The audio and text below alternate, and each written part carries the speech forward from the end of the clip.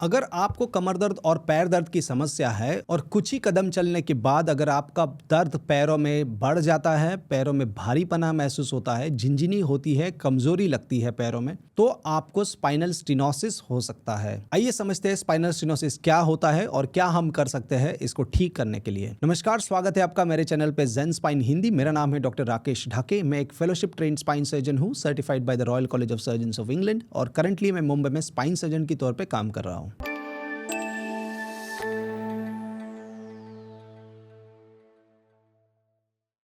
अब देखो, spinal stenosis शब्द को अगर आप समझोगे तो स्पाइनल मतलब स्पाइन और स्टिनोसिस मतलब टाइटनिंग। अगर स्पाइन में से जो नस जा रही है उसका टाइटनिंग या उसके ऊपर प्रेशर पड़ता है तो उसे हम स्पाइनल स्टिनोसिस कहते हैं। अब स्पाइनल स्टिनोसिस कोई बीमारी नहीं है, ये एक स्ट्रक्चरल चेंज है। मतलब जैसे हमारी उम्र बढ़ती है, जैसे हमारी स्किन चेंज होती है, हमारा हेयर कलर चेंज होता है, वैसे ही हमारे स्पाइन में कुछ स्ट्रक्चरल चेंजेस एज रिलेटेड होते हैं, जिस चेंजेस के होने की वजह से नस के ऊपर प्रेशर पड़ता है। अब ये क्या चेंजेस होते हैं? जैसे कि जो जॉइंट्स होते हैं, फैसेट जॉइंट जिसको हम कहते हैं, ये जॉइंट का अर्थराइटिस या साइज बढ़ता है। जो स्पाइन में लिगामेंट्स होते हैं कनेक्ट करने के लिए, ये लिगामेंट्स का साइज बढ़ता है। जो डिस्क होती है, डिस्क की हाइट कम होती है और डिस्क का बल्जिंग हो सकता है। ये सारे चीज साथ में मिला के स्पाइनल कनाल जहां से नस जाती है उसको कम करते हैं और नस के ऊपर प्रेशर पड़ता है, तो इसे हम स्पाइनल स्टिनोसिस कहते हैं। अगर ये स्टिनोसिस कमर में होता है या लंबर स्पाइन में होता है तो हम इसे कहते हैं लंबर स्पाइनल स्टिनोसिस। अगर ये स्टिनोसिस सर्वाइकल या गर्दन में होता है तो हम इसे कहते हैं सर्वाइकल स्पाइन स्टिनोसिस।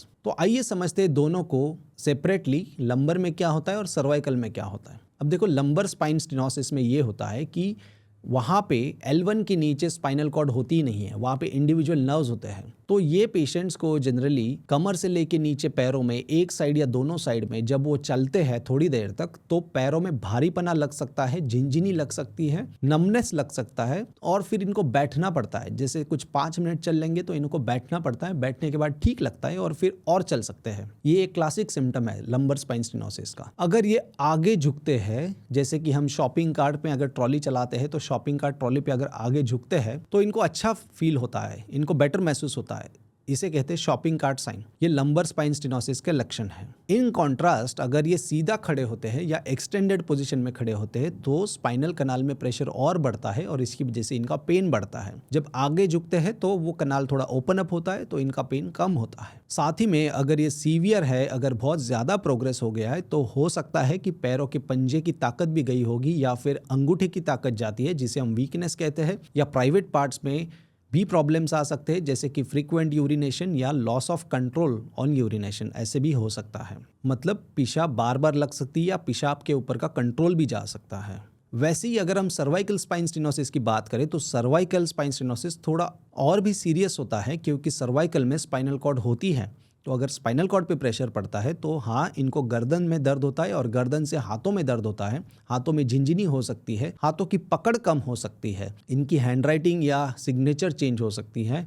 हाथों से जो भी हम छोटे छोटे काम करते हैं, जैसे शर्ट के बटन लगाना, राइस खाना, ये सब चीज़ें इनको नहीं जमती है और इनके हाथों से चीज़ें गिर सकती हैं। इनका बैलेंस भी लड़खड़ा सकता है, बैलेंस जा सकता है, कुछ कदम चलने के बाद ये गिर सकते हैं। तो हाथों में कमजोरी, बैलेंस जाना, हाथों में दर्द होना और यूरिन पे भी कंट्रोल जा सकता है। तो ये सर्वाइकल स्पाइन स्टिनोसिस के लक्षण हैं। अब सर्वाइकल और लंबर स्पाइन स्टिनोसिस समझने के बाद आइए जानते हैं कि ये क्यों होता है, क्या कॉज इसका होता है। अब सबसे कॉमन कॉज, जैसे हमने कहा, एज रिलेटेड होता है, डीजनरेशन होता है। तो ये कॉमनली 50 की उम्र के बाद वाले पेशेंट्स में पाया जाता है। कभी कभार ये उससे यंगर पेशेंट्स में भी हो सकता है, पर जनरली 50 के बाद होता है। अब कुछ % ऐसे पेशेंट्स होते हैं जिनमें एज रिलेटेड तो नहीं, बट बाकी कारणों से स्पाइन के अंदर की जो नस जा रही है उसके ऊपर दबाव आता है। अब ये बाकी कारण क्या हो सकते हैं? जैसे एक एक्यूट डिस्क हर्निएशन, एक डिस्क अचानक से स्लिप होकर नस के ऊपर दबा रही है तो स्पाइनल स्टिनोसिस हो सकता है। अगर पेशेंट को इन्फेक्शन हो जाता है तो इन्फेक्शन की वजह से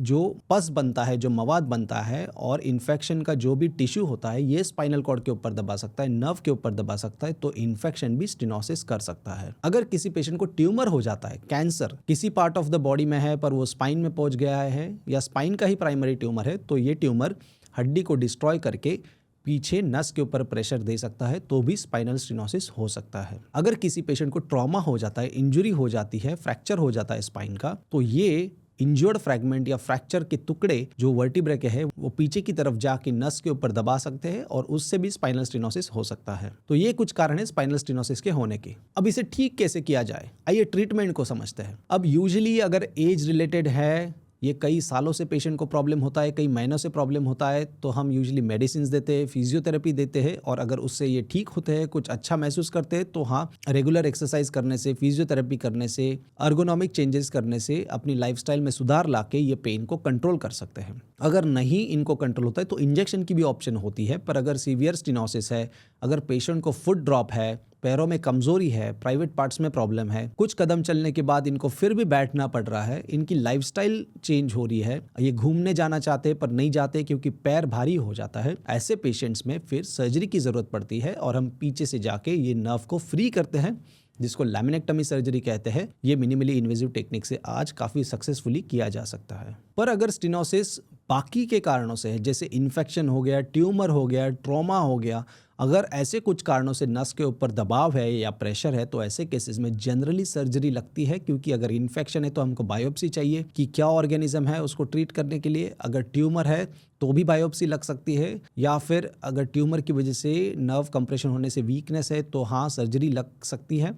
अगर फ्रैक्चर है तो फ्रैक्चर फ्रैगमेंट जो स्पाइन के ऊपर, कॉर्ड के ऊपर दबा रही है, उसको निकालना पड़ सकता है। तो ऐसे केसेस में जनरली सर्जरी लगती है। पर अगर एज रिलेटेड है तो सर्जरी के बिना भी इसे कंजर्वेटिव ट्रीटमेंट से ठीक किया जा सकता है। अगर इस वीडियो से आपको कुछ वैल्यूएबल इन्फॉर्मेशन मिली है तो ज़रूर इसे लाइक करें और चैनल को सब्सक्राइब करें। आप जैसे कई पेशेंट्स होते हैं जो बेचारे इन्फॉर्मेशन ढूंढते हैं, उन तक पहुंचने में हमें मदद होती है। तो प्लीज़ इसे लाइक और सब्सक्राइब करना ना भूलें। आपके कुछ कमेंट्स है या क्वेश्चंस है तो नीचे कमेंट सेक्शन में लिखें या हमें व्हाट्सएप करें। जैसे टाइम मिलेगा हम आपको उनका रिप्लाई दे देंगे। Thank you so much.